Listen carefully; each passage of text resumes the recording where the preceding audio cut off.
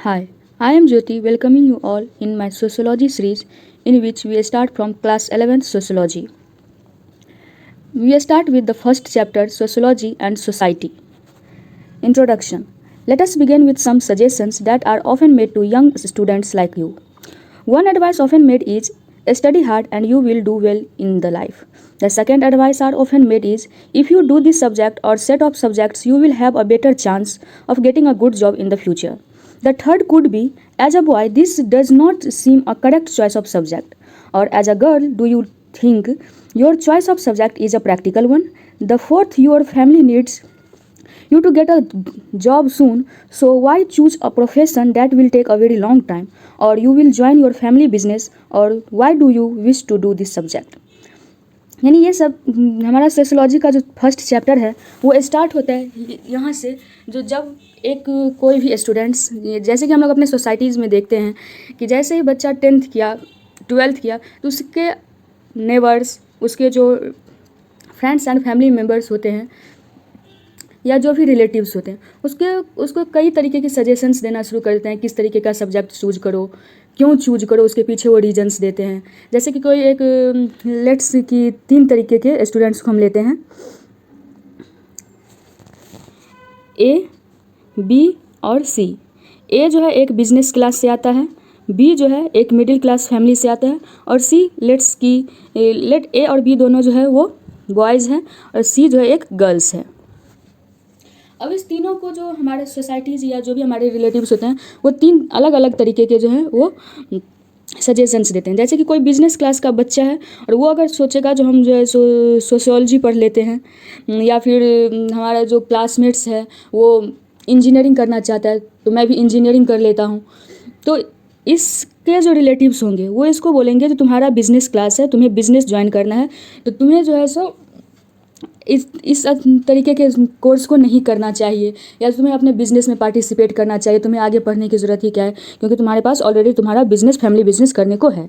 ये जो middle class का बच्चा है इसके जो रिलेटिव्स होंगे वो इसको सजेस्ट करेंगे जो कोई एक ऐसा सब्जेक्ट चूज करो जो जल्दी से तुमको जॉब मिल जाए ताकि तुम अपने फैमिली का जो भी रिस्पॉन्सिबिलिटी हो उसे निभा सको। जैसे कि इसको बोलेंगे इंजीनियर बन जाओ, मेडिकल का एग्ज़ाम दे दो, नीट का एग्ज़ाम दे दो, मेडिकल में चले जाओ, या फिर कोई ऐसा कोर्स करो, कंप्यूटर सीख लो ताकि जो है सो बेसिक अर्निंग जो है सो कर सको फ्रीलांसिंग वर्क से। यानी जो मिडिल क्लास का बच्चा होगा उसको इस तरीके के सजेशंस मिलेंगे, या किस तरीके का सब्जेक्ट चूज करो वो बताया जाएगा। ये जो गर्ल्स होगी इसको चूँकि आजकल सोसाइटी बदल रहा है और लोगों का थिंकिंग भी बदल रहा है, लेकिन कुछ बेसिक जो थिंकिंग है हमारे सोसाइटीज़ का, चूँकि हर क्लास जो है एक साथ नहीं बदल रहा है, अभी भी गांव के जो थिंकिंग्स हैं वो इसी पे डिपेंड करते हैं ज़्यादातर। जो गर्ल्स है इसे बोला जाएगा तुम्हें मैथ्स लेने की कोई ज़रूरत नहीं है, तुम्हें नीट देने की कोई ज़रूरत नहीं है, तुम आराम से जो है सो या तो जो है सो सोशल साइंस ले लो या फिर जो है होम साइंस ले लो, और इन सारे सब्जेक्ट से तुम अपने डिग्री को पा लो। अब ये जो 2 बच्चा होगा इसके पेरेंट्स कोशिश करेंगे, अगर मान लो पढ़ा रहे हैं तो इसके पेरेंट्स कोशिश करेंगे इन दोनों को कुछ ऐसे स्कूल्स में डाला जाए, ऐसे कॉलेजेस में डाला जाए जहाँ से इसका सिलेक्शन का रेशियो जो है और जॉब मिलने की जो इंटेंसिटी है वो बढ़ जाए, जॉब का जो है चांस ज़्यादा हो। लेकिन वहीं जो गर्ल्स होगी उसको किस तरीके के स्कूल्स में डाला जाएगा, तो कोई भी जिस तरीके से गांव के इलाके में अधिकतर होता है जो गांव के सरकारी स्कूल्स होते हैं वो गर्ल्स के लिए होते हैं ऐसा कोई रूल्स नहीं है, लेकिन जो अधिकतर हम देखते हैं अपने सोसाइटीज़ में वो यही होता है। जो डिग्री कॉलेजेस होते हैं उसमें गर्ल्स के लिए अधिकतर होता है, यानी उसको कोई अच्छा कॉलेज नहीं दिलाया जाएगा। अगर मान लो जो कोई एक पेरेंट्स हैं ए, उसके 2 बच्चे हैं ए और बी, 2 बच्चे हैं, तो अगर ए और बी दोनों हैं और दोनों अच्छा है पढ़ने में, लेट्स कि बी ज़्यादा अच्छा है पढ़ने में, एक पेरेंट्स है ए, इसके 2 बच्चे हैं ए और बी, ए जो है एक बॉयज़ है और बी जो है एक गर्ल है, ठीक है। अब ए को जो है ये इससे ज़्यादा जो है सो अपॉर्चुनिटीज़ मिलेगा फैमिली के अंदर, बी जो है गर्ल्स इसको कम अपॉर्चुनिटीज़ मिलेगा। जैसे अगर पेरेंट्स के पास पैसा है तो वो ए को जो है ज़्यादा प्रायोरिटी करेगा जिसको अच्छे स्कूल्स में पढ़ाया जाए ताकि इसको ईजिली नौकरी लग जाए, और अगर कम पैसे है फिर भी उसका कोशिश होगा बॉयज़ को अच्छे स्कूल्स में पढ़ाया जाए, गर्ल्स को किसी भी स्कूल में जैसे गवर्नमेंट स्कूल होता है उसमें पढ़ा दिया जाए, या फिर बॉयज़ के कंपैरिजन में गर्ल्स का जो स्कूल होगा वो उसके रिसोर्सेज जो होंगे वो कम होंगे। इस तरीके का कोशिश होता है। और ये हर साल जो हमारा असर रिपोर्ट आता है वो भी इस चीज़ को बताता है। हमारे इंडिया में जो एजुकेशन में किस तरीके से एक पेरेंट्स सोचता है, इस चीज़ को बहुत अच्छे से असर रिपोर्ट के अंदर दिखाया जाता है। तो बाद में मैं कभी असर रिपोर्ट को भी डिस्कस कर दूँगी इसमें। अब देखते हैं, तो इन्हीं सारी चीज़ों को जो है इस चैप्टर्स के अंदर बताया गया है। तो शुरू में ये बताया गया तो जैसे कि जो कोई एक बच्चा क्लास 10th किया, अब उसके रिलेटिव्स उसको बताएंगे जो कौन से सब्जेक्ट लेने से तुम्हें अच्छा जॉब मिल जाएगा, तुम ये सब्जेक्ट चूज करो जिससे तुम्हें जल्दी जॉब मिल जाए, ये सब्जेक्ट तुम्हें चूज करना चाहिए या नहीं करना चाहिए। इस तरीके के सजेशंस जो है स्टूडेंट्स को मिलना शुरू हो जाता है। Let us examine the suggestions. Do you think the first advice contradicts the other three?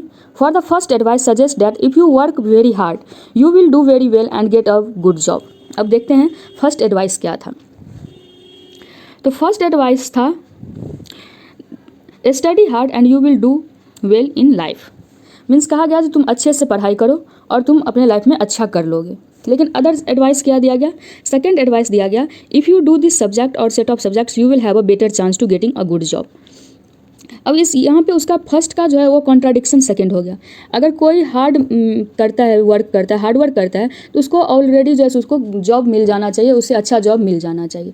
लेकिन दूसरा बताया गया, अगर तुम ये कुछ पर्टिकुलर सब्जेक्ट्स लेते हो, जैसे कि किसी सब्जेक्ट्स में भेदभाव नहीं है लेकिन फिर भी बताने को, लेट्स एक स्टूडेंट्स मैथ्स पढ़ता है, एक मैथ्स पढ़ता है, एक साइंस पढ़ता है और एक सिंपल जो है होम साइंस पढ़ता है। अब इसमें जो है सो जॉब मिलने का कैपेसिटी किसके अंदर ज़्यादा है? तो स्वाभाविक सी बात है, जो मैथ्स और साइंस पढ़ा है कम से कम वो ट्यूशन तो पढ़ा ही लेगा। लेकिन जिसने होम साइंस से किया है, जब तक उसके पास एक अच्छा डिग्री मीन्स PhD लेवल का डिग्री ना हो जाए, किसी कॉलेज में उसका जॉब ना लग जाए, तब तक इसके पास ज़्यादा अपॉर्चुनिटीज़ बचता नहीं है। तो ये दूसरा एक दूसरे का क्या हो गया, फर्स्ट और सेकंड सजेशंस एक दूसरे का को कॉन्ट्राडिक्ट कर रहा है। थर्ड सजेशन क्या बता रहा है, second suggestion, as a boy this does not seem a correct choice of subjects. जैसे कि भी बताया, जो एक लेट्स की साइंस का स्टूडेंट्स है और एक होम साइंस का स्टूडेंट है। अगर कोई बॉय चाहता है जो हम होम साइंस लेके पढ़ें, तो उसको उसके जो रिलेटिव्स होंगे या उसका जो क्लासमेट पीयर ग्रुप होगा वो उसे सपोर्ट नहीं करेगा। क्यों? क्योंकि हमारे सोसाइटी में ये जो डिस्क्रिमिनेशन है, बॉयज़ और गर्ल्स के बीच का डिस्क्रिमिनेशन, ये एग्जिस्ट करता है। इससे लोग उसको सजेस्ट करेंगे, तुम एक लड़के हो तो तुम्हें वैसा सब्जेक्ट्स लेना चाहिए जो कि एक लड़के को सूट करता है, ना कि कोई गर्ल्स वाला सब्जेक्ट। क्यों? क्योंकि होम साइंस को बेसिकली लड़कियों से जोड़ करके देखा जाता है। Fourth suggestion, your family needs you to get a job soon, so why choose a profession that will take a very long time. यानी थर्ड कह रहा है, जो तुम्हारे फैमिली को ज़रूरत है जो कोई जॉब जल्दी मिल जाए, तो वैसा सब्जेक्ट्स ना चूज किया जाए जिससे कि बहुत लंबा समय लग जाएगा। जैसे कि कोई लेट्स की एक बच्चा मैथ्स लिया और दूसरा बायो लिया, ठीक है। अब मैथ्स में जो है सो कम पैसे में भी लेट्स की इंजीनियरिंग कर लेगा, उसमें पैसे लगते हैं। लेकिन एक मिडिल क्लास का फैमिली वो बायो के स्टूडेंट्स को ज़्यादा सपोर्ट नहीं कर पाएगा। क्यों? क्योंकि नीट क्लियर करने के बाद जो MBBS कॉलेज के फीस होते हैं वो बहुत हाई होता है। तो वो क्या बताएगा, तो तुम मैथ्स ले लो। क्यों? क्योंकि तुम्हें जो है सो एक ऐसे सब्जेक्ट्स को चूज करना चाहिए जिससे कि तुम्हारा फैमिली सपोर्ट कर सके, जिससे तुम्हें इजीली जॉब मिल सके। मैथ्स नीट में जो है सो बहुत कम सीट है, बहुत ज़्यादा आजकल तो स्कैम भी होने लगे हैं नीट्स के एग्ज़ाम में। तो इसलिए कोई जो एक गरीब फैमिली होगा वो इसको ज़्यादा सपोर्ट नहीं करेगा, मैथ्स को ज़्यादा सपोर्ट करेगा। यानी अगर हम देखें तो जो फर्स्ट सजेशन था, जो अगर कोई हार्ड वर्क करता है तो उसे जॉब इजीली मिल जाएगी या वो अच्छा कर लेगा लाइफ में, वो और अदर्स थ्री जो सजेशंस है वो एक दूसरे का कंट्राडिक्ट कर रहे हैं और एक दूसरे के अपोजिट हैं। वही चीज़ इस सेंटेंस के सेकेंड पैराग्राफ में कहने का कोशिश किया गया है। For the first advice suggests that if you work very hard, you will do very well and get a good job. The onus rests upon the individual. Onus का मतलब होता है दायित्व, responsibility. The second advice suggests that apart from your individual effort, there is a job market that decides which subject choice may increase or decrease your chance in the job market. अब second बता रहा है कि तुम्हें कौन सा subject choose करना चाहिए। तो इस बुक में बताया गया है जो किस सब्जेक्ट को चूज करें ये हमारे जॉब मार्केट पे डिपेंड करता है। लेट्स कि एक समय था जब MBA का डिमांड बहुत अधिक था, एक समय था जब इंजीनियरिंग का डिमांड बहुत था, लेकिन आज का जो समय है उसमें AI, इंटरनेट ऑफ थिंग्स, इन सारे चीज़ों को, कोडिंग, इन सारे चीज़ों का डिमांड ज़्यादा है। तो आज के समय में जिसे कंप्यूटर का अच्छा नॉलेज होगा, कोडिंग का नॉलेज होगा, वो जॉब मार्केट में ज़्यादा बेटर चांस अपने लिए ग्रास्प कर सकता है। तो इस चीज़ को बताया गया है। The third and the fourth advice complicate the matter even more. और थर्ड और फोर्थ जो है एडवाइस वो कॉम्प्लिकेट कर देता है मैटर को। क्यों? It is not just our personal effort or just the job market that makes a difference, our gender and family or social background also matters. यानी इन सारे डिफरेंट जो है जो सजेशंस दिए गए, इसके थ्रू हमें क्या बताने का कोशिश किया गया। फर्स्ट में सजेशन से हमें ये पता चलता है जो इंडिविजुअल एफर्ट्स मैटर करता है। अगर हम हार्ड वर्क करते हैं तो जॉब मिल जाएगी। सेकेंड जो सजेशंस दिया गया जिसमें कहा गया जो तुम्हारा इंडिविजुअल एफर्ट तो मैटर करता है, साथ में मार्केट जो है ये भी मैटर करता है, तो जॉब मिल जाएगी और तुम्हारा लाइफ सेट हो जाएगा। थर्ड में कहा गया जो सिर्फ इंडिविजुअल एफर्ट या फिर मार्केट में कैसे जॉब्स की डिमांड है वो मैटर नहीं करता है, ये भी मैटर करता है जो तुम बॉयज़ हो या गर्ल्स हो। अगर तुम बॉयज़ हो और गर्ल्स हो तो दोनों के लिए जॉब मार्केट में अलग अलग अपॉर्चुनिटीज़ हैं। जॉब मार्केट दोनों को जॉब मिलने में अलग अलग तरीके की दिक्कत को फेस करना पड़ेगा।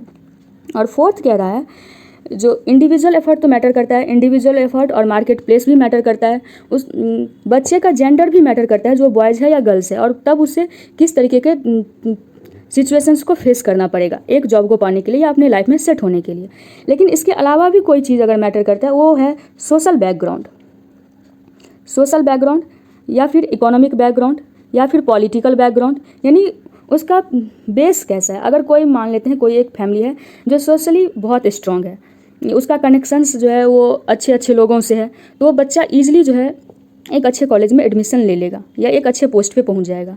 अगर इकोनॉमिकली वो स्ट्रांग है तो इकोनॉमिकली साउंड है तो वो अच्छे जगह पे पहुंच जाएगा पैसे के बल पे। अगर पॉलिटिकल कनेक्शंस हैं उसके तो फिर भी वो अच्छे जगह पहुंच जाएगा। लेकिन लेट्स कि एक ऐसे स्टूडेंट है जिसका इसमें से कुछ भी अच्छा नहीं है, ना उसका सोशल कंडीशन अच्छा है, ना इकोनॉमिकली वो साउंड है, ना ही पॉलिटिकली कोई कनेक्शन है, तो इन सारे डिस्क्रिमिनेशन को फेस करने, इन सारे सिचुएशन को फेस करने के साथ उसे इन सिचुएशन को भी फेस करना पड़ेगा। फोर्थ जो सिचुएशन है उसको ये भी फेस करना पड़ेगा। लेट्स एक स्टूडेंट बहुत ब्राइट है, बहुत इंटेलिजेंट है और बहुत हार्ड वर्क करता है। जॉब मार्केट के अनुसार उसने सब्जेक्ट भी चूज कर लिया, उसका मन है जो हम आजकल AI बहुत अच्छा काम कर रहा है, कोडिंग से बहुत अच्छे जॉब अपॉर्चुनिटीज़ है, कोडिंग सीख लेते हैं। उसके पेरेंट्स ने किसी तरीके से अरेंज भी कर दिया जो कोडिंग सीख लेगा। लेट्स कि वो बॉयज़ भी है, लेकिन अगर उसके फैमिली ने मना कर दिया जो हम तुमको इकोनॉमिकली सपोर्ट नहीं कर पाएंगे, हम तुम्हारे फीस को नहीं दे पाएंगे, अच्छा लैपटॉप नहीं दिला पाएंगे, अच्छे टीचर्स का ट्रेनिंग तुम्हें ज्वाइन नहीं करवा पाएंगे, तो क्या वो बच्चा सब कुछ होते हुए भी वो इस आजकल के जॉब मार्केट में फिट हुआ? नहीं हुआ। इसी बात को थर्ड पैराग्राफ में बताया गया है। Individual efforts matter a great deal but do not necessarily define outcomes. Means individual effort जो है वो मैटर तो करता है लेकिन वो फाइनल आउटकम तक नहीं पहुँचेगा, यानी फाइनल आउटकम तक पहुँचेगा ये नेसेसरी नहीं है। अगर उसका स्ट्रॉन्ग डिटर्मिनेशन होगा, स्ट्रॉन्ग विल पावर होगा तो वो पहुँच सकता है, नहीं तो अगर कहीं किसी भी पॉइंट पे उसने खुद को लूज कर दिया, कहीं पे हार मान लिया, तो फिर उसका जो फाइनल गोल था, जिस एम तक वो पहुँचना चाहता था, जिसे वो अचीव करना चाहता था, वहाँ तक वो पहुँच ही नहीं पाएगा। As we saw, there are other social factors that play an important role in the final outcome. Here we have only mentioned the job market, the socio-economic background, and the gender. Can we think of other factors? We could well ask, who decides what is a good job? Do all societies have similar notions of what is a good job? Is money the criteria, or is it respect or social recognition or individual satisfaction that decides the worth of a job? Do culture and social norms have any role to play? चूँकि ये एक introduction class है और introduction है इस book में first chapter में, और सोसाइटी का स्टडी जो है क्लास 11 से ही शुरू होता है, इसलिए इसमें उन सारे मुद्दों को पकड़ा गया जो हम सोसाइटीज़ में नॉर्मली देखते हैं। इसमें बता रहा है वो 3 क्राइटेरिया ही नहीं था जो उसको जॉब मार्केट में क्या डिमांड है, या उसका सोशल बैकग्राउंड कैसा है, या फिर उसका इकोनॉमिक बैकग्राउंड कैसा है, उसका जेंडर क्या है, मेल है, फीमेल है, ट्रांसजेंडर है, यही सिर्फ डिटरमाइन नहीं करता है उसके फाइनल सक्सेस को। और बहुत सारे फैक्टर्स हैं जो कि इन चीज़ों को डिसाइड करते हैं। जैसे कि लेट्स कि जॉब मिल गया, जॉब मिला तो उसमें कितना पैसा दे रहा है, उसमें रिस्पेक्ट मिल रहा है कि नहीं, जो जहाँ पे वो जॉब कर रहा है वहाँ के लोगों का वैल्यूज़ कैसा है। और इसके अलावा भी कई फैक्टर्स होते हैं, पॉलिटिकल फैक्टर्स होते हैं, इकोनॉमिक फैक्टर्स होते हैं, या सेल्फ सेटिस्फैक्शन का फैक्टर भी होता है। बहुत सारे फैक्टर्स होते हैं जो कि डिटरमाइन करता है जो जॉब सक्सेसफुली कर रहा है कि नहीं कर रहा है। लेकिन एक बंदा ए है, लेट्स कि एक इंडिविजुअल ए है, ये एक टीचर है, और एक बी है, ये एक डॉक्टर है। लेट्स ये 50,000 कमा लेता है और ये 1 लाख कमा लेता है मंथ का। अब दोनों के सेटिस्फैक्शन लेवल को अगर हम चेक करेंगे तो डॉक्टर्स जो है वो हमेशा इसका ड्यूटीज़ लगा रहता है। अब ये सोचता है जो कभी मेरे को खुद पर्सनल टाइम मिल जाए, या फिर लेट्स कि ये किसी एक ऐसे फैमिली से आता है जो वहाँ पे सारे लोग डॉक्टर्स हैं, और इसी के फैमिली में ये भी डॉक्टर है, लेकिन सारे लोग जो है ये 1 लाख कमा रहा है और सारे लोग लेट्स 5 लाख कमा रहे हैं।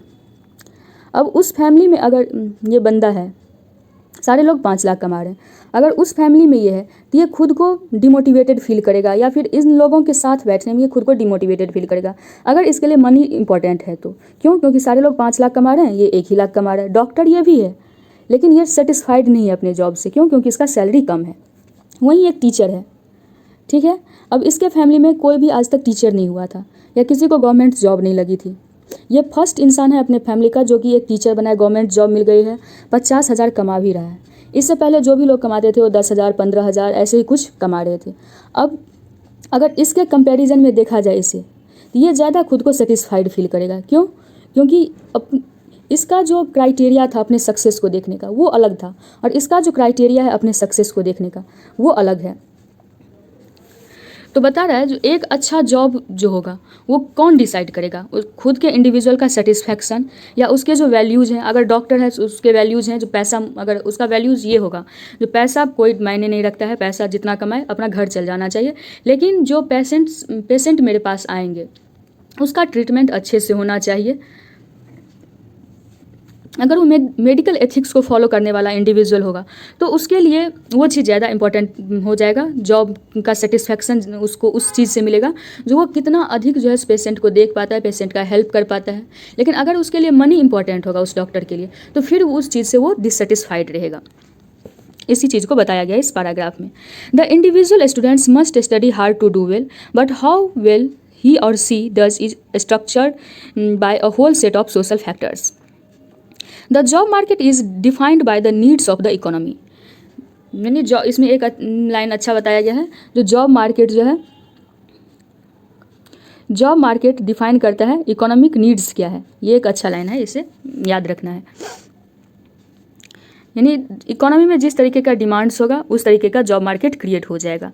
जैसे कि जब 1991 जब एलपीजी रिफॉर्म हुआ, लिबरलाइजेशन, प्राइवेटाइजेशन और ग्लोबलाइजेशन, जब एलपीजी रिफॉर्म हुआ 1991 में और मार्केट ओपन इकोनॉमी बना इंडिया, उससे पहले इंडिया एक क्लोज्ड इकोनॉमी था। अधिकतर चीज़ें जो देश में प्रोड्यूस होती थी वही यूज होता था। हम बाहर से इंपोर्ट नहीं करते थे और ना ही हम एक्सपोर्ट करते थे। इंपोर्ट कर भी लेते थे, एक्सपोर्ट हम नहीं करते थे चीज़ों का। तो उस समय जो हमारा इकोनॉमिक नीड्स था वो अलग था, तो जॉब मार्केट अलग थी। बड़े बड़े फैक्ट्रीज़ नहीं थे हमारे पास, या फिर अगर फैक्ट्रीज़ थे भी तो उसका प्रोडक्शन कैपेसिटी लिमिटेड था। क्यों? क्योंकि उतना ही प्रोड्यूस करना है जितना कि इंडिया में नीड्स हो। चूँकि इंडिया की पॉपुलेशन अधिक थी तो प्रोड्यूस ज़्यादा हो रहा था, लेकिन हम एक्सपोर्ट नहीं करते थे। लेकिन जैसे ही एलपीजी रिफॉर्म लाया गया 1991 में, इंडिया एक ओपन इकोनॉमी बन गया, और ओपन इकोनॉमी बनते ही इंडिया को अब नीड थी कि वो एक्सपोर्ट करे, इसलिए ज़्यादा सामान बनाए ताकि वो सामान को एक्सपोर्ट कर सके। तो अब जो है प्राइवेट प्लेयर्स भी आ गए ग्राउंड में। उससे पहले जो लाइसेंस राज था, जिससे लाइसेंस गवर्नमेंट ने दिया वही कोई चीज़ प्रोड्यूस कर पाता था, और जितने के लिए दिया। लेट्स कि 1000 गुड्स प्रोड्यूस करने के लिए अगर किसी व्यक्ति को लाइसेंस मिला तो वो 1000 गुड्स ही प्रोड्यूस करता था। लेकिन जैसे ही इकोनॉमी ओपन हुई तो अब वो एक्सपोर्ट भी कर सकता था। तो अब वो 5000 भी जो है सो गुड्स बना सकता है। 1000 अगर इंडियन इकोनॉमी में नीड्स है तो 1000 इंडियन इकोनॉमी यूज करेगी, और जो 4000 बचा वो 4000 को एक्सपोर्ट करके पैसे कमा सकता है। तो जैसी इकोनॉमिक नीड्स होगी वैसे जॉब मार्केट्स क्रिएट हो जाता है। The need of the economy are again determined by the economic and the political policies pursued by the government. यानी अभी जो एग्जांपल दिया गया वो इसी चीज़ का एग्जांपल था। तो जैसे गवर्नमेंट के द्वारा इकोनॉमिक पॉलिसीज़ को अपनाया जाएगा वैसा जॉब मार्केट या इकोनॉमिक मार्केट जो है सो बन जाएगा।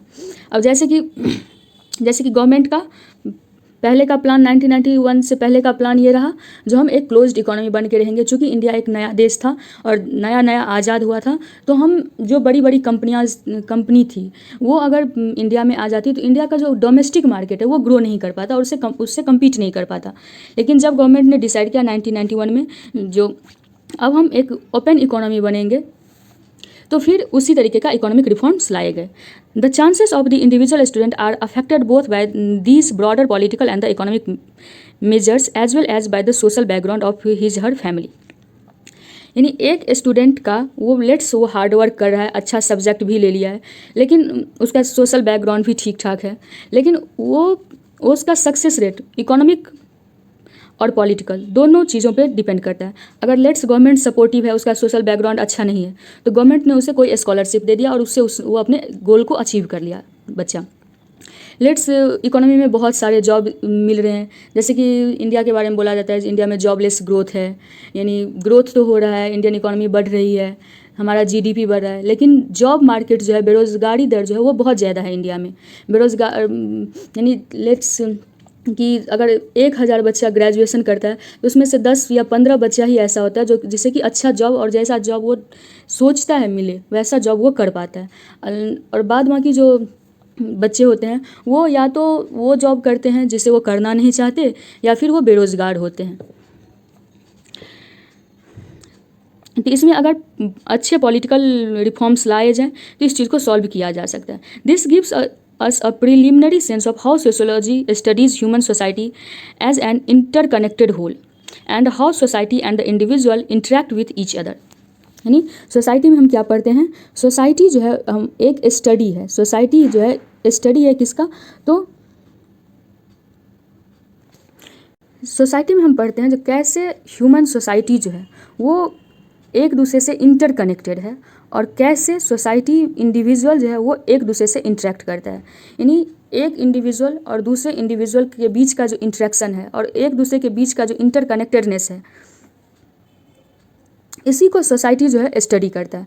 The problem of choosing subjects in the senior secondary school is a source of personal worry for the individual student that this is a broader public issue affecting students as a collective entity in self evident. One of the tasks of sociology is to unravel the connection between a personal problem and the public issue। एक ये line भी अच्छा है, यानी sociology का main M क्या है, जो एक पर्सनल प्रॉब्लम है और पब्लिक इशूज़ जो है उस चीज़ को अनरिवेल करना, उस चीज़ के बारे में बताना। जैसे कि लेट्स की A है और B है। एक ऐसा स्टूडेंट है जिसने कि अच्छे खासे एजुकेशन लिया है, लेकिन इससे जॉब नहीं मिल रही है। B ऐसा सब्जेक्ट है, B ऐसा इंडिविजुअल है जिसने अच्छे खासे स्टडीज़ किए लेकिन इससे भी जॉब मिल रही है। ये इस दोनों का A और B का इंडिविजुअल प्रॉब्लम है, जिसने एजुकेशन लिया लेकिन इससे जॉब नहीं मिल रही है। लेकिन जब एज ए सोसाइटी और एज ए नेशन देखा जाएगा तो ये किस चीज़ को रिप्रेजेंट करेगा, ये एक पब्लिक इशूज़ बन जाएगा। इसके लिए इससे जॉब नहीं मिल रहा है, इसके लिए इसे जॉब नहीं मिल रहा है। लेकिन जब एज ए होल देखा जाएगा तो ये एक सिचुएशन क्रिएट करेगा जिसको कि क्या बोलेंगे,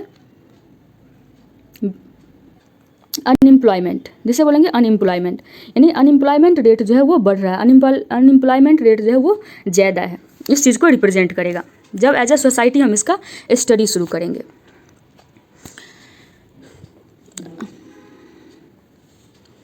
अनरिवेल the connection between a personal problem and the public issues. ये 4 इंपॉर्टेंट पॉइंट अभी तक हो गए हैं इस चैप्टर्स में। We have already seen that a good job means different things to different societies. The social esteem that a particular kind of job has or does not have for an individual depends on the culture of his or her relevant society. What do we mean by a relevant society? Do it mean by the society the individual belongs to? Which society does the individual belongs to? Is it the neighborhood? It is the community? It is the caste or the tribe?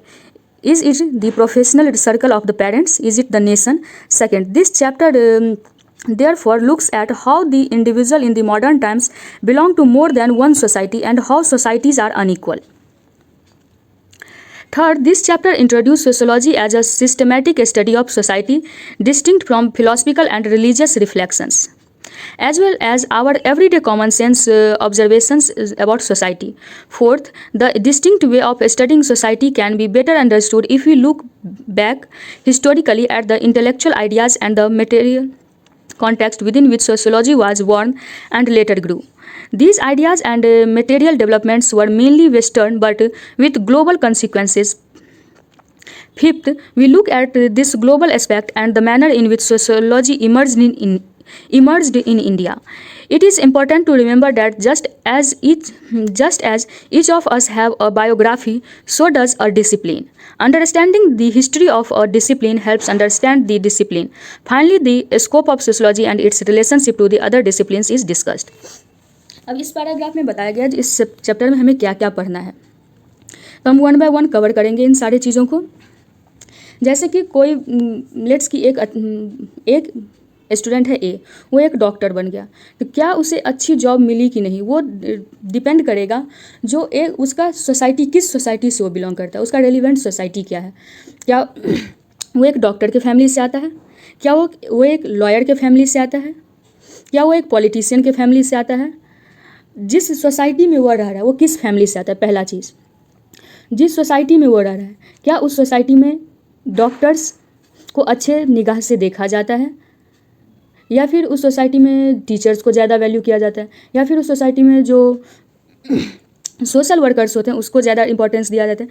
यानी किसको ज़्यादा respect की निगाह से उस society में देखा जाता है, वो किस कास्ट से बिलोंग करता है। लेट्स की कोई एक ब्लैक स्मिथ का के ग्रुप से कोई एक स्टूडेंट है ए और वो एक डॉक्टर बन गया, तो वो जिस कास्ट से बिलोंग करता है क्या वो काम कर रहा है, या उस कास्ट में क्या उसको उसके काम को, अगर वो डॉक्टर बन गया तो उसको रिस्पेक्ट किया जा रहा है। यानी बहुत सारे चीज़ों को देखा जाता है और तब बताएंगे जो किस रेलिवेंट सोसाइटी से आता है उस पर भी उसका जॉब डिपेंड करता है। सेकेंड हमें पढ़ना है इस चैप्टर में, और ये जिस रेलिवेंट सोसाइटी से बिलोंग करता है इसे हम पढ़ेंगे फर्स्ट वाला सोशल इमेजिनेशन में, सोशोलॉजिकल इमेजिनेशन में। जब हम सोशोलॉजिकल इमेजिनेशन टर्म को समझेंगे उस समय हम इससे भी समझने की कोशिश करेंगे। सेकंड जो इस चैप्टर्स में हमें पढ़ना है कि इंडिविजुअल मॉडर्न टाइम्स में एक सोसाइटी से नहीं बिलोंग करता है, वो किसी एक ग्रुप का पार्ट नहीं है बल्कि वो मल्टीपल ग्रुप का पार्ट है। एक एग्जाम्पल से समझते हैं। एक स्टूडेंट ए है, जब वो घर पे है तो किसी के सन के रूप में है, यानी वो एक सन है, सन के ग्रुप में आ गया वो। जब वो क्लास में गया तो वो स्टूडेंट है। जब वो अपने फ्रेंड्स के साथ है तो वो एक फ्रेंड का रोल प्ले कर रहा है। अगर वो किसी पार्टी में चला गया तो उसका वहाँ पे जो ग्रुप होंगे, उस पार्टी में जो ग्रुप होंगे, यानी एक स्टूडेंट ए है वो डिफरेंट लोगों के ग्रुप से बिलोंग करता है। यानी कोई एक ग्रुप से वो बिलोंग नहीं करता है, बहुत सारे ग्रुप आजकल जो है वो मल्टीपल ग्रुप्स के एक आदमी मेंबर हो सकता है। थर्ड चीज़ जो हमें इस चैप्टर्स में पढ़ना है, जो कैसे सोशोलॉजी है जो है और सोसाइटी का जो स्टडी है वो डिफरेंट है फिलॉसफी से या फिर रिलीजियस चीज़ों से। सोसाइटी को हम कैसे अलग करके देख सकते हैं। फोर्थ हम समझने की कोशिश करेंगे जो सोशोलॉजी का, अगर मान ले अच्छा इससे बाद में देखने की कोशिश करेंगे। जैसे कि फ़िलॉसफी पहले से सब्जेक्ट एग्जिस्ट करता था, हिस्ट्री पहले से सब्जेक्ट एग्जिस्ट करता था, लेकिन सोसाइटी जो है ये एक बहुत नया डिसिप्लिन है। तो अगर इतने सारे डिसिप्लिन, इतने सारे सब्जेक्ट्स पहले ऑलरेडी एग्जिस्ट करते थे तो फिर सोसाइटी और सोशोलॉजी को अलग से पढ़ने की क्या ज़रूरत पड़ी, सोशोलॉजी का इवोल्यूशन कैसे हुआ और सोशोलॉजी एक डिसिप्लिन के रूप में हमारे सामने कैसे आया, इन चीज़ों को पढ़ने का कोशिश करेंगे। चूँकि सोशोलॉजी जो है एक वेस्टर्न आइडियाज़ है, हमारे बहुत सारे टेक्स्ट में सोसाइटी के बारे में लिखा हुआ मिलता है।